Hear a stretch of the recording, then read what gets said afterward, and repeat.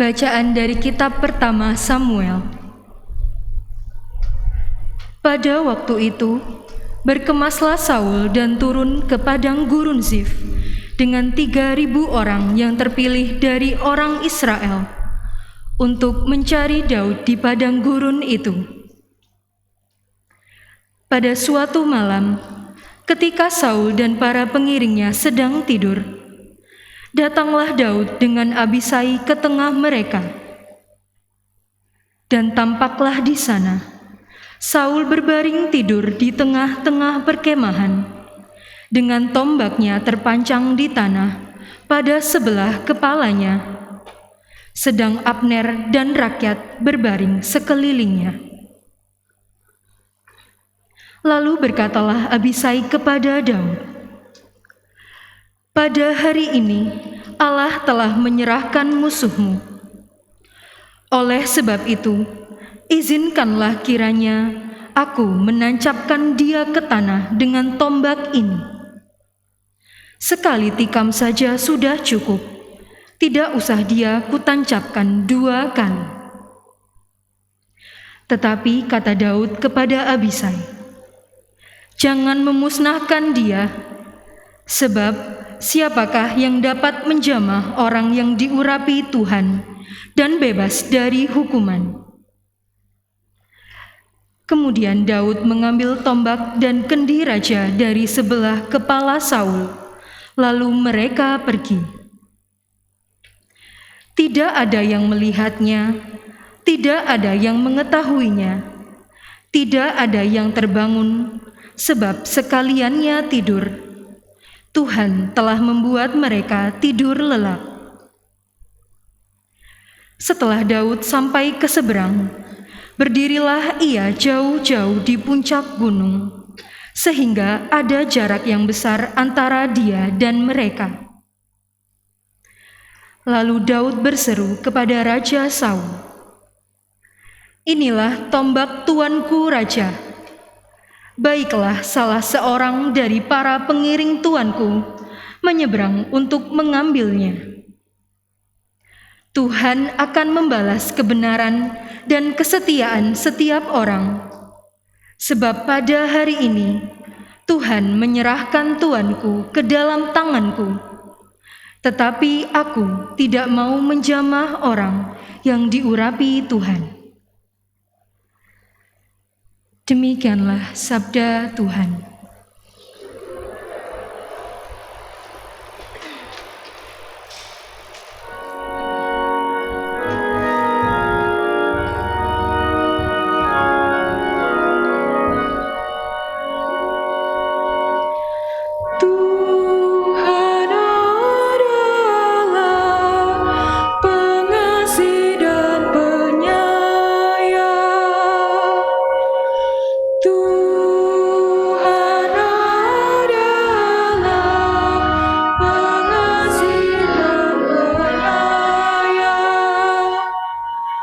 Pujilah Tuhan, hai jiwaku, pujilah namanya yang kudus, hai segenap batinku.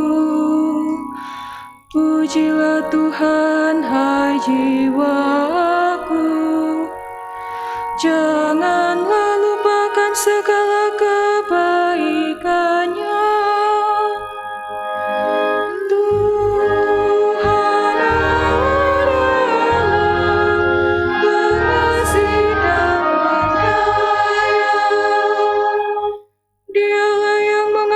Segala kesalahanmu dan menyembuhkan segala penyakitmu. Dialah yang menebus hidupmu dari liang kubur dan memahkotai engkau dengan kasih setia dan ramah.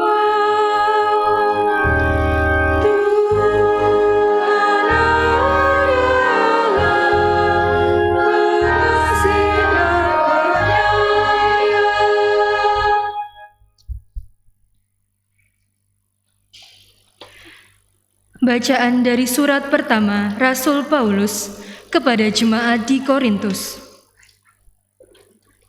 Saudara-saudara, seperti ada tertulis, manusia pertama, Adam, menjadi makhluk yang hidup. Tetapi Adam yang akhir menjadi roh yang menghidupkan. Yang mula-mula datang bukanlah yang rohaniah, melainkan yang alamiah. Barulah kemudian datang yang rohaniah. Manusia pertama berasal dari debu tanah dan bersifat jasmani. Manusia kedua berasal dari surga. Makhluk-makhluk alamiah sama dengan yang berasal dari debu tanah, dan makhluk-makhluk surgawi sama dengan dia yang berasal dari surga. Jadi, seperti kini, kita mengenakan rupa dari manusia yang alamiah. Demikian pula, kita akan mengenakan rupa dari yang surgawi. Demikianlah sabda Tuhan.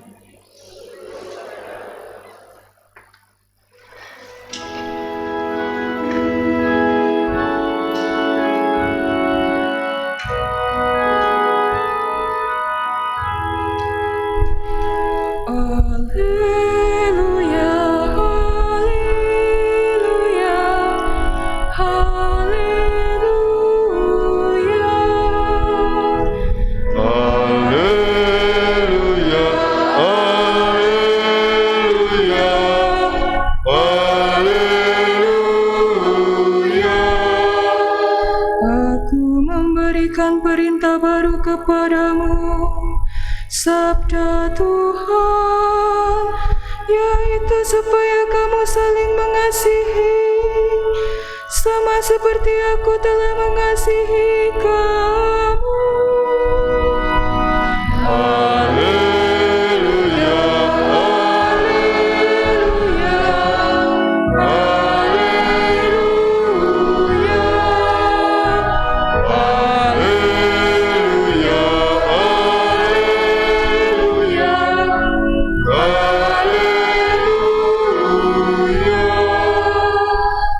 Tuhan bersamamu.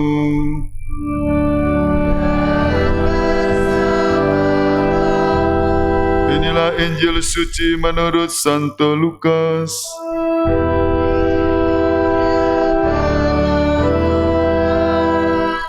Sekali peristiwa, Yesus bersabda kepada murid-muridnya, "Dengarkanlah perkataanku ini, kasihilah musuhmu, berbuatlah baik kepada orang yang membenci kamu, mintalah berkat bagi orang yang mengutuk kamu, berdoalah bagi orang yang mencaci kamu.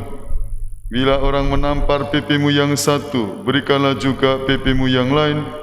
Bila orang mengambil jubahmu, biarkan juga ia mengambil bajumu. Berilah kepada setiap orang yang meminta kepadamu, dan janganlah meminta kembali dari orang yang mengambil kepunyaanmu. Sebagaimana kamu kehendaki orang berbuat kepadamu, demikian pula hendaknya kamu berbuat kepada mereka. Kalau kamu mengasihi orang yang mengasihi kamu, apakah jasamu? Orang-orang berdosa pun mengasihi orang-orang yang mengasihi mereka. Kalau kamu berbuat baik kepada orang-orang yang berbuat baik kepadamu, apakah jasamu? Orang-orang berdosa pun berbuat demikian. Dan kalau kamu memberikan pinjaman kepada orang dengan harapan akan memperoleh sesuatu daripadanya, apakah jasamu? Orang-orang berdosa pun meminjamkan kepada orang-orang berdosa supaya mereka menerima kembali sama banyak. Tetapi kamu, kasihilah musuhmu dan berbuatlah baik kepada mereka, dan berilah pinjaman tanpa mengharapkan balasan, maka ganjaranmu akan besar, dan kamu akan menjadi anak-anak Allah yang Maha Tinggi. Sebab Ia baik terhadap orang-orang yang tidak tahu berterima kasih dan terhadap orang-orang jahat. hendaklah kamu murah hati, sebagaimana Bapamu murah hati adanya. Janganlah kamu menghakimi, maka kamu pun tidak akan dihakimi. Dan janganlah kamu menghukum, maka kamu pun tidak akan dihukum. Ampunilah, maka kamu akan diampuni. Berilah, maka kamu akan diberi. Suatu takaran yang baik, yang dipadatkan, yang dikoncang dan tumpah keluar, akan dicurahkan ke pangkuanmu. Sebab ukuran yang kamu pakai akan diukurkan pula kepadamu. Demikianlah sabda Tuhan. Terpujilah Kristus. Bapak, Ibu dan saudara-saudaraku seiman dalam Kristus, ajaran cinta kasih yang diberikan Tuhan kita Yesus Kristus, yang bagi kita sebagai orang Kristen, ya, orang Katolik, ya, ini kadang punya nilai lebih, ya, dan yang kabarnya kita banggakan. Dan inilah ciri orang Kristen, ini orang Katolik, orang Kristen, murid Kristus, yaitu dalam hal cinta kasih. Saya kira jelas ini Injil yang kita dengar, ya. Semoga bisa dipraktekkan.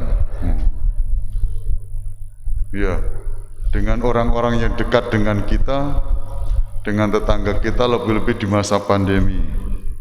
Indah sekali, semoga prakteknya bisa berjalan dengan baik. Ya, kalau kita praktekkan sungguh ini, jadi sebagai orang Kristen bukan minimalis, ya, maksimalis. Jadi berani meneladan Tuhan kita, Bapa kita yang ada di surga yang murah hati. Ya, kalau kita lihat film-film itu ya isinya dendam, benci, balas dendam. Dan kadang-kala kita juga nanti dibalas. Wah, itu bukan ajaran Tuhan. Dulu perjanjian lama, mata ganti mata, gigi ganti gigi. Perjanjian baru tidak ada. Kita harus mengampuni musuh. Ya ini sulit. Tapi inilah ajaran Tuhan kita Yesus Kristus. Berani melawan kebencian, dendam dengan cinta, dengan kasih. Ya, kasih pasti lemah lembut loh, ya. Kasih pasti memaafkan. Kadang-kadang loh kok enak. Wah, kadang-kadang loh. Wah, kalau ditawar jangan ditawar. Ya begitu. Kita coba mempraktekkan cinta kasih yang murni dan konsekuen. Wah, dengan segala jerih payah ini. Tidak gampang dan memang harus. Mother Teresa itu mengatakan cinta yang sejati itu kalau sampai merasa terluka, sakitnya sampai di sini loh. Kalau Anda merasa Romo bagaimana saya tuh, ya kuwi wong Katolik itu. Loh kadang-kala ya, saya harus memaafkan. Loh iya. Gak gampang. Perjuangan kadang-kala seumur hidup untuk memaafkan untuk orang lain, ya. Ya, kejadian tanggal berapa diingat terus sampai pokoknya kalau dia ndak, waduh wes bar. Loh. Iya. Tadi saya baca ulang. Wah, iya, berat ini. Ya. Dan memang harus begitu. Orang Katolik, orang Kristen, ya. Kasihilah musuhmu. Berbuat baiklah kepada orang yang membenci kamu. Loh, iya gitu. Mintalah berkat bagi orang yang mengutuk kamu. Berdoalah bagi orang yang mencaci kamu. Loh, iya gitu. Apa betul? Iya. Ya ada film-film yang bagus kadang-kadang, sudahlah. Bacaan pertama ya. Tadi dari raja-raja, dari kisahnya Daud yang dikejar-kejar oleh Saul. Ya, dia mau dibunuh. Sudah bawa 3.000 serdadu. Ya, mengejar Daud. Waktu istirahat tidur, ya Daud mendekat kepada Saul. Sudah tombaknya tinggal, udah. Tapi Daud ini orang yang diberkati. Dia tidak membinasakan Saul, tapi tombaknya diambil, kendinya dibawa, bukti bahwa saya bisa membunuh kamu. Tapi tidak dilakukan oleh Daud. Ya, dia agak jauh mengatakan bahwa saya bisa. Akhirnya ya Saul pulang tidak jadi mengejar-ngejar Daud. Sudah 1-0. Kita acap kali juga mengalami persoalan-persoalan semacam ini, ditantang kita bisa membinasakan orang lain. Kita bisa menghakimi, bisa dalam tanda petik mungkin menghukum. Tapi sebagai orang Kristen kita harus berani untuk tidak melakukan itu, tetapi memaafkan, mencintai, menghidupkan, menumbuhkan. Nah, mari kita praktekkan pekan ini minggu ini aja lah. Di dalam keluarga mungkin suami terhadap istri atau istri terhadap, kadang hitung-hitung atau mungkin terhadap anak, bagaimana saya Romo? Biasa. Anak terhadap orang tua kadang-kadang juga demikian. Mau memaafkan, mau mengerti, mau memahami, tidak menghakimi, tapi mencintai, mengasihi dengan kasih yang sejati, dengan ketulusan, bahkan dengan kemurahan.